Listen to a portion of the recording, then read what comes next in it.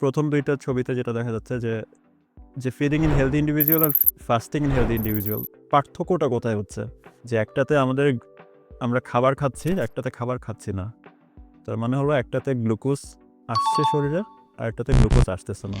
তো যখন গ্লুকোজ শরীরে আসে আমরা যখন কিছু খাই তখন আমাদের শরীরে নিজস্ব ইনসুলিন প্রোডিউশন হয়। সো ইনসুলিনটা যেয়ে সে গ্লুকোজটাকে ভাঙে। তখন প্রশ্ন আসে যে যাদের ডায়াবেটিস আছে তাদের তো শরীরে ইনসুলিন প্রোডাকশন হয় না। তাদের কি হয়? তারা হয় এক্সট্রা ইনসুলিন নেয় বা তারা ওষুধ খায় যেন শরীরে এক্সট্রা ইনসুলিন প্রোডাকশন হয়। আমাদের একটা ধারণা থাকতে পারে যে রোজার মাসে হয়তো আমরা কম হাঁটবো বা কম ট্রেনিং করব। হ্যাঁ, অবশ্যই আমরা কম করব, বাট এর মানে এই না যে আমরা করবই না।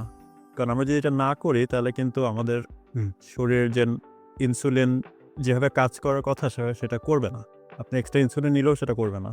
সো এটা আমাদেরকে করতে হবে। আমাদেরকে রেগুলার ব্লাড সুগার কন্ট্রোল করতে হবে। যাদের ডায়াবেটিস আছে এটা খুবই জরুরি।